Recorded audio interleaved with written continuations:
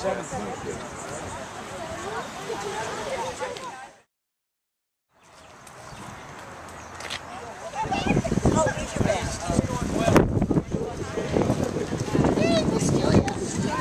you go, yeah.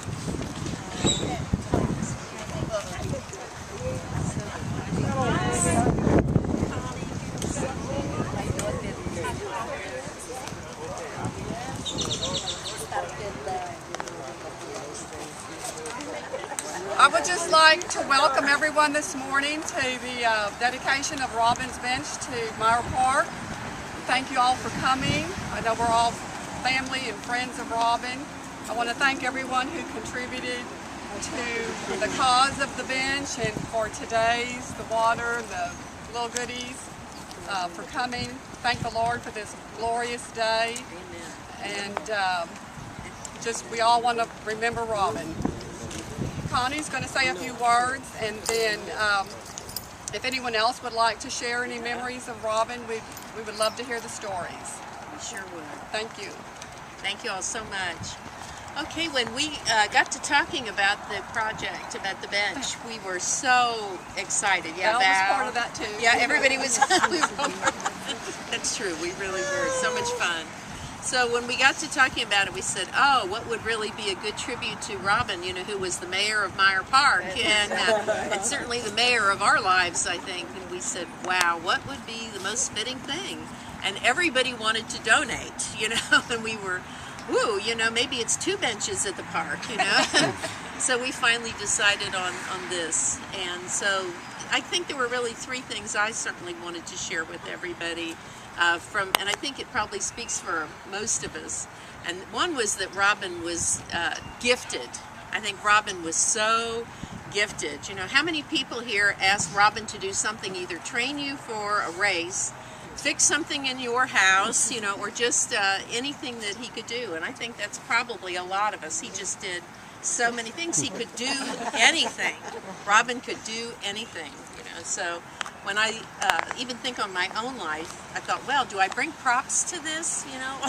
All the things, you know, the electrical things he fixed, the plumbing things he fixed, my dishwasher that died, that he, you know, finally told me face to face it was gone, you know? You know, my dryer that needed to be replaced, you know, I mean, it was just, it was the radiant barrier he and I were down on all fours putting in the attic. I mean, it was endless, but Robin could do anything. And I think many of you, some of you will know this, maybe not everybody, but Robin was in a self-contained unit when he was in the Army.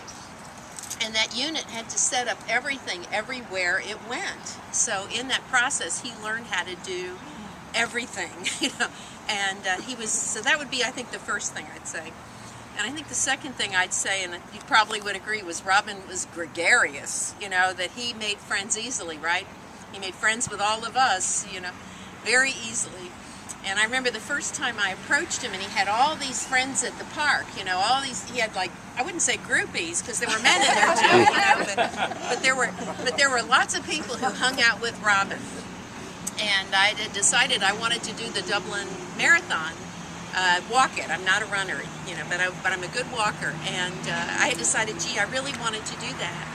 And so I kind of gingerly approached Robin, because he always had a marathon t-shirt on, some kind of race, you know. And I said, you know, could you kind of help me a little bit? And boy, he just took me under his wing, and that was that. And he coached me all the way through.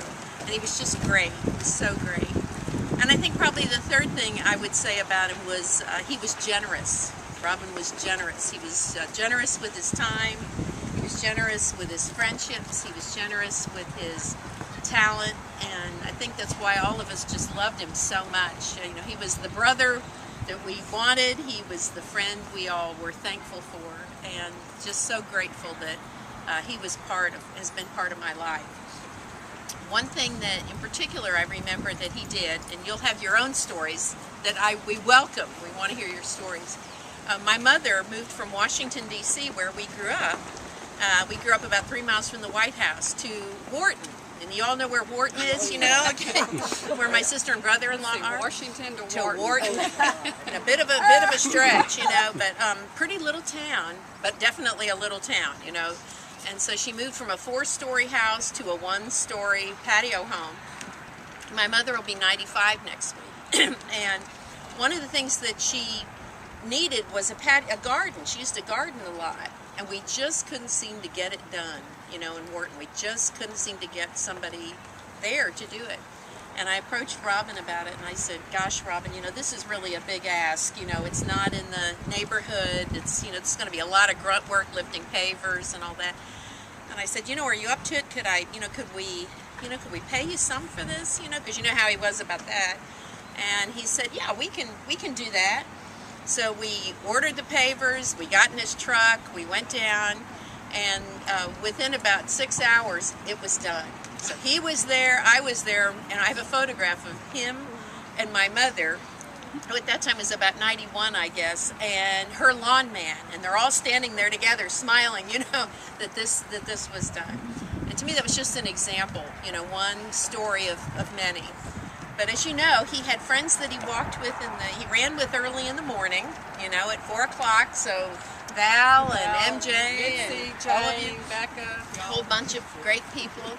And then he would come across the street to the other side and walk with us at 5. So that was Doc and Roy and me and some others, and we would walk at 5. We did that for, gosh, 10 years or so. I know till I went on the project I'm on right now. And I don't have my early morning. Then we'd watch MJ and Jack pass us on the way, flying. And then Tori would also often join us, you know, so Tori kept company, and she loved Robin too. And then Robin would come back in the afternoon at 4 and be back over here on this side, and he'd walk with Oscar and sing, and let me see, I'm trying to remember all the others. Sometimes I walked with him, but there was a whole group as well. So he had an enormous variety of friends, all backgrounds, lots of great stories to share with us, lots of wisdom and common sense. And I think all of us are just so very, very grateful for that. So he's a wonderful friend to us. And then we have the memorial contingent. I was just going to add. Let's hear that. On Sundays here. Oh, the Memorial Park. Jim. Memorial Park Sid, contingent. Jim and Sid and My you. wife Rose and Sid Rose. Sports back there, and myself, we're the Sunday Run at Memorial Park breakfast group. He We're would the come here on Sundays. Pennsylvania Rehab the Cabin group Yep. that Sid has. And for 10 years, we went on the fishing trip on the Pecos Wilderness, That's a right. backpack. I remember So that. we know him from, like, that's almost like a different world. It was. Many of the names are familiar, Yeah. but I've never really matched a face with a name. Never met yet. If he's referred to Jim and Sid and Rose, that's us. So that's you. You all were the ones who did the steaks that the college kids could smell down the, you know, sometimes when you camped. I remember you talking about that. That was normal. Robin had been backpacking a lot over the years before I met him. So, and I used to backpack in California. So between the two of us, we generally had a little more sophisticated camps than many of the weekenders that came up. So we made pies and biscuits and steaks and things that kind of people. Yeah, that's right. What do you got over there? It's better than our trail mix. For sure. So people come by, and we always entertain them. So much fun. Yeah, he would tell us about that, about your camping trip. So if others would like to comment, add a story, share something about it, we welcome you to do that if you'd like to. There was a group of teachers, right? There were a few little hamburgers. Others? I met Robin, I was in the oil and gas drilling business for about 30 years. Retired all around 2000 and went to work for the YMCA. And my first job with the YMCA was at Sucker Street Y.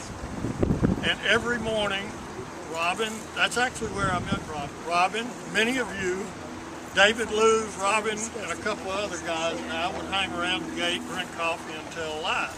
And as I got to know Robin a little bit more, I realized that we had a number of things in common. That we ran. Of course, as all of you know, Robin retired from the Army. We were both Vietnam vets. In fact, our tour duties crossed each other. And he was up in the north, and I was down the Mekong Delta.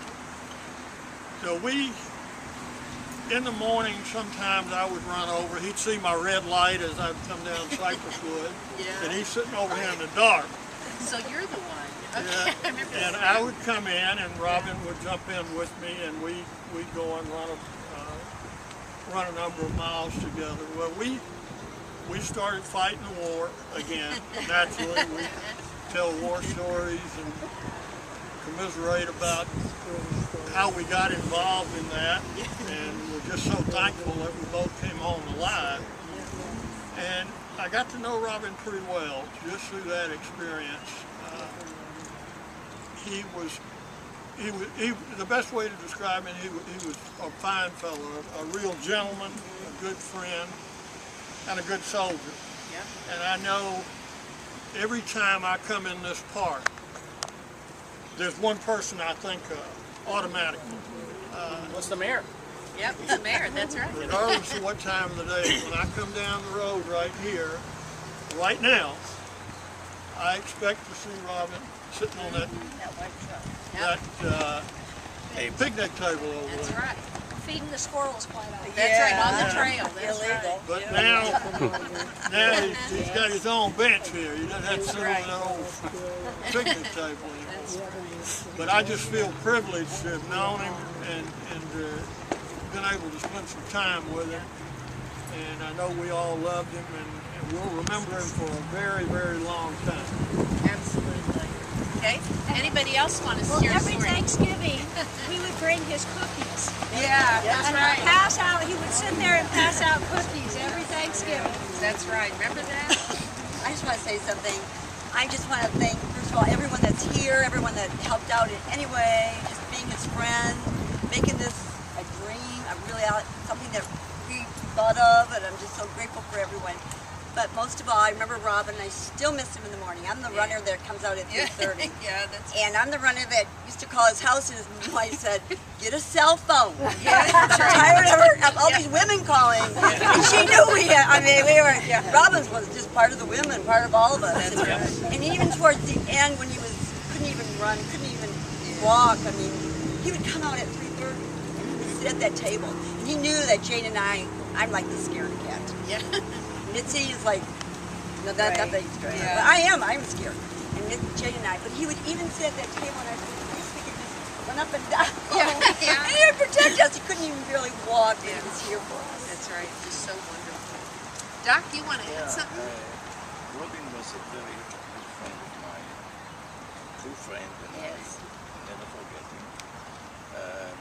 Robin has the talent of reading everybody's mind without talking too much about it. And he was a very good advice giver, as well as like a big brother watching his sisters on the phone to make sure that they arrive safely to walk in the car. That's right. I don't know anything else, that's Robin. That's right. Absolutely. I just want to say one more thing. I never heard Robin say anything bad about anyone. I would talk about someone and he would never say anything. I mean, he would just not say anything Never anything negative. negative. And we loved it when Gudrun was working at EDS and he would go pick her up because she traveled all the time, you know, and he would tell us about your trips, you know, who you were meeting We and knew the all about projects you were working on, and we knew all about that, which is great. How about others? Anybody else want to share a story or a memory, anything they've got? Yeah.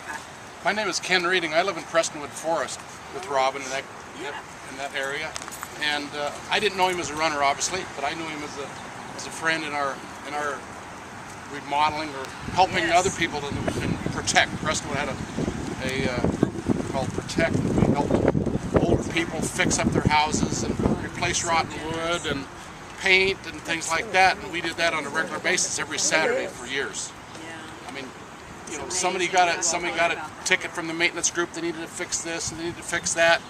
Robin and I were there every Saturday and helping put in long Saturdays, and we went through quite a few houses. You did. He talked about that. I enjoyed the friendship with him, and like you said, he's a jack of all trades. He had tools for everything. Yeah. I mean, both of us pull up there with our tools and pull out our table saws or radial arms. I mean our table saws, portable miter saws, and cut our wood, and primed and painted and fixed electrical in some houses, fixed siding on the houses, and caulking and everything else. So I really enjoyed my time with Robin. It's something I won't ever forget. He was a close friend, and it was a good time. He's somebody that will be remembered and missed. Yeah, together you all kept a lot of people from losing their houses, Yeah, you we know. did. Really wonderful. Yeah. Roy, how about you? Oh gosh, there are so many things that both Doc and I can talk about with Robin. I mean, everybody has just about touched on every aspect of Robin. But the way I think of Robin is an unconditional friend. Yeah. Everybody here at the park was his friend. They all cared about him. He cared about them. If they had a problem at home, no matter what the issue was, Robin was going to help. Yeah. And he was just an incredible, unconditional friend. Our dog, you know, loves most people, but not like she loved Not like Robin. Robin, yeah. Doc and I'd be walking, and Robin would be finished with this side of the park, and now it was his turn to come over on the south side. And Guy and I would be walking around. Tori would spot him. I'd take off the leash, and she'd make a beeline for him. Yeah. And that was it. You know, it was Robin and Tori. She couldn't get enough of him. But all of us couldn't get enough That's of him. right. You Just know, like he was a very, very special person. And we all enjoyed his company every morning. It was something we looked forward to. I just want to add something. When Robin was walking with the dog, then leaving the dog and walking to the other side, Rob had the dog would look after him all the time. Doesn't pay attention neither to me, nor to you. Yeah. Where is he? Yeah, Robin would do one round and come back over here, and she would follow him all the way across. You know, it was amazing. That's for sure. Okay, thoughts, memories? Anybody else want to say anything, Connie? Robin had mentored me with my very first marathon. I met him here, and he was very instrumental in me meeting all the good people around here now. I would have never met these people. And during the race, and I've met him for about, I would say, 4 or 6 months during my training. Never expected he would show up at the race course. I mean, he was there, and I'm like shocked. I met this guy in the park, and he was here, cheering me on. I mean, not just one spot. He followed, you know, us throughout the whole race course. You know, that was just incredible for me. That's right. You know, he would never This is an episode. I had a brand new lawnmower, and it was too difficult for me to start the lawnmower, so I told Robin, do you have any use for this lawnmower? He said, okay, I can take it, and all right. I'm busy. So I brought the lawnmower to him, and turned out that he's not going to take it. He's going to give it to an old lady that cannot afford it. That's right. That she will cut the lawn. He will go and cut the lawn for her. That's right. And you may remember a lady he talked about sometimes who's passed on now, but Edna. And Edna was a widow. He met her here at the park. She had had a flat tire outside, and her husband had died about a month or so ago. And she kept saying, and he helped her get it ready. And he said, she said, can I pay you something? And he said, no. She said, my husband had all these tools. He had a whole garage full of tools. And she says, at least, take something because you like, and he said, he goes over and he helps her organize all the tools and have a garage sale. She makes about $5,000. Oh my goodness. And then later on, she subsequently had to have a hip replacement stuff, and she wasn't in her home. But he went to visit her almost every day, and he went to her home and took her the cat. Oh, the cat, that's another story. Yeah. But anyway, the cat who was not happy. But anyway, Robin, every day, all the way up till Edna passed away. I mean, it wasn't, we're not talking about a month, we're talking, it was years, remember? It was a long time. And he was there for her too. So, really, really an amazing man. So Gudrun, you want to add anything, our friend, or? I'm just so glad to hear these stories again. A lot of that I heard from him when he came home. He would tell me about the people in the park and stories, and I'm just glad to hear from all of you. And I'm just so glad that he made such a difference to everybody, as much as I miss him. That's It's a good thing. And I know your folks adored him. And, you know, so we have pictures from Germany and all kinds of great things. So I'm going to pass it back to you. Okay. I don't really have anything to add except that I think Robin was a good friend to all of us, and he was certainly just good to everyone. And just want to thank everyone again for your contribution and being here and making this day a better day for Robin. And I hope everyone will come and enjoy the bench. That's right, absolutely. Yeah, thank you. Thank you all so much. I know.